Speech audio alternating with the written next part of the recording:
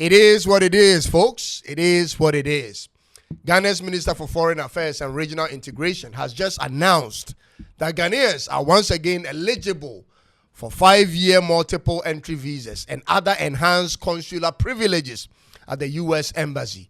And he referred to this as good news, ladies and gentlemen, because now Ghanaians can continue leaving the country to America with less restrictions. It is what it is. Like I said, folks, the black man, or to be precise, an African minister of state, is the only person that will celebrate this as though it were an achievement, because he just don't have any plans of making his home good enough to live in. He actually described it as a big win for Ghana. By the way, the U.S. government in July of this year placed a restriction on visa options for Ghanaian travelers. They limited most Ghanaian visas to a single entry 3-month duration from previous multiple entry 5-year duration. The U.S. government did this because Ghana's government initially pretended to act tough by bluffing to not accepting criminal deportees from the U.S. But the U.S. government knew that that was an empty bluff, ladies and gentlemen. Trump always knew our politicians and their families and their cronies cannot hold up to their stance because they love to travel to America. He knew it was only a matter of time for us to fall on our knees and beg for a reversal. And that's what exactly happened to this government, ladies and gentlemen. They have accepted the deportees as though they did it for humanitarian reasons. But let no one fool you. There is no humanitarian connotation to it. It's purely for their access to the U.S. market to get the multiple visa entries and especially to avoid Trump tariffs. So Ghana government, after accepting to take in the criminal deportees now, have our visa options reinstated.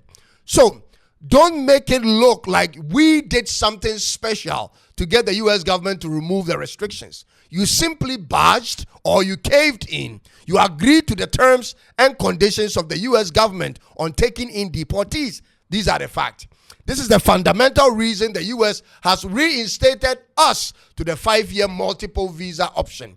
My question, however, to the minister in charge and ultimately to the president of Ghana is this.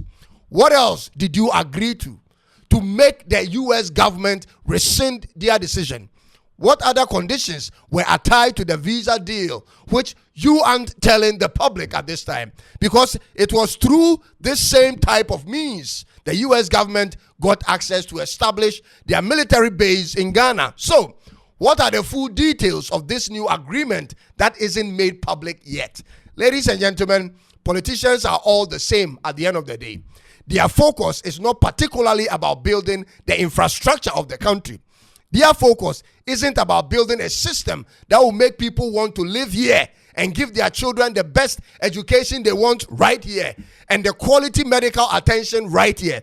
That isn't their focus. And that's why they are worried when they cannot frequent the West as they would want. They have no confidence in living in the country they claim to be building, and they have zero confidence in the education system they have instituted here, and they are fearful of visiting the hospitals which they have built, ladies and gentlemen. They know what they've built is nothing they can depend on, and that's why they must clear the way for their visas to be granted. They didn't do it showing mercy and concern for the people who will be shipped here. They didn't agree to America's terms thinking of the benefit it will bring for the Ghanaian people of what the deportees will bring to this country. They did it to ensure their free movement to America and to all the Western countries. And the saddest part is the local Ghanaian isn't even asking too much from the government. Let me explain this to you. When you look at the demography of Ghana's development, one thing stands clear. The private sector is usually light years ahead of the public sector. If you want to understand what I'm describing, go to any suburb of any major city in the country. Go to any new place that's developing and watch out for the things I'm going to describe. Sometimes you may see or find electric poles with cables erected. But what happens is the people move ahead and create their own road access and build their own homes and set up their own water supply and markets and bus stations before the government catches up. In most cases, people are 30 years ahead, and all the government may have provided within that time frame is only electricity. You will find water isn't available. Sewage system isn't available. Roads aren't paved, and the drainage system is absent. So the people on their own, with their own resources, move ahead of the government to build their own towns, build their own schools, create their own local economy, and create their own roads and the very basic things the government is supposed to provide in terms of hospital, paved roads, water supply becomes a problem.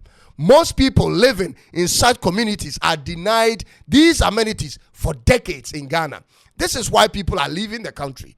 Politicians claim to build hospitals, but they dread using them. What does that mean, ladies and gentlemen? And watch this. Ghana's vice president fell ill suddenly on Friday, 28 March 2025. She was admitted to the University of Ghana Medical Center for initial treatment. This hospital was built by the current government, but the medical expert advised that she go abroad for further care. Immediately, she was flown to the UK and spent several weeks there for advanced medical treatment. Who are you fooling? If the hospitals you built were that good, would you need to fly her overseas to get extra treatment? Who did you build the hospitals for in the first place? And what type of diseases or illness is the hospital capable of treating? And the problem is, there is no medical equipment or machine in those specialized hospitals in the UK or in the West that isn't for sale, ladies and gentlemen. Every one of those equipment is for sale, and many of the doctors who operate those machines there are from Ghana. And even if they are not Ghanaians, we can always train them to man it or hire overseas doctors to work on them and train our people. So why haven't they brought the same equipment here if they really cared, ladies and gentlemen? There is so much African leaders can do for their people if they want. For instance, if Ghana government wanted, it could become the medical hub for all Africa. We could invest in the commercial medical equipment and the training of medical students and turn this country into a place where other African nationals can look up to for quality healthcare. But that's not the priority. The priority is, let's just put up something for these people to ease their burden while we use the system to benefit ourselves. That is the government of the day. If you watch most of the video presentations of our current president, John Mahama, that is a statement he makes a lot. Ease the burden, ease the burden. I don't even know what that means anymore.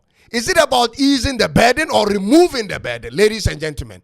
Those are temporary stuff when you talk about easing burden. If you know the kind of money politicians blow in a day on silly things in this country, you will never pity them or believe them when they tell you that money is a problem. Look at the amount of money they blow on elections alone. That should tell you the extent to which they will go to grab political power and who will invest so much into something that isn't profitable, ladies and gentlemen. When you become a government in power, you control the money that's printed.